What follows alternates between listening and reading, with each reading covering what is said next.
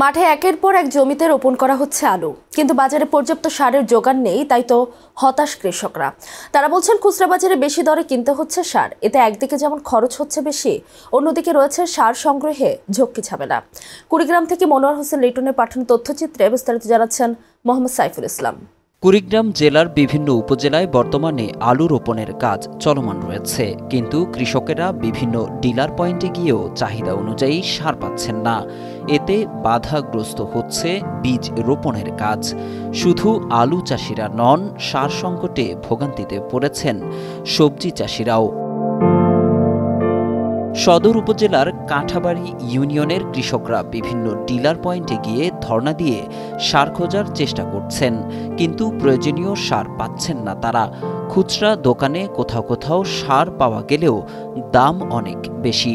তাই তো বাধ্য হয়েই বেশি দামে কৃষকদের কিনতে হচ্ছে সার, কেউ বা সার ছাড়াই রোপণ করছেন বীজ।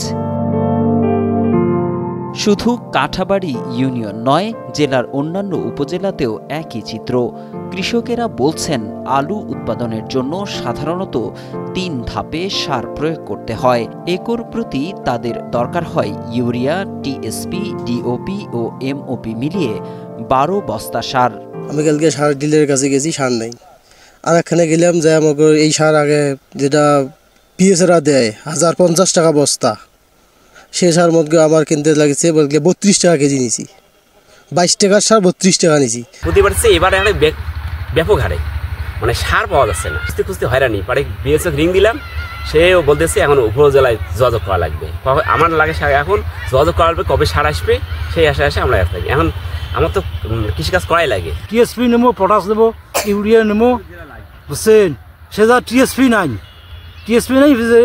পটাশ আর জিপ সার আর দানাদার এদের নিয়ে ছিটিয়ে যে আবাদ ফেলা আছি।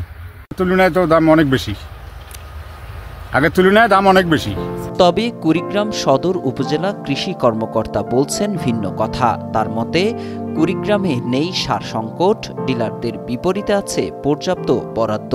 দ্রুতই দূর হবে কৃষকদের সার সংকটের ভয়। কুড়িগ্রাম সদর উপজেলাতে সারের কোনো সংকট হওয়ার কোনো সম্ভাবনা নেই। আমাদের ডিসেম্বর মাসে প্রতিটি ডিলারের বিপরীতেই পর্যাপ্ত পরিমাণে বরাদ্দ রয়েছে, সার সরবরাহ স্বাভাবিক রয়েছে এবং ডিলারদের সার উত্তোলনও অব্যাহত রয়েছে।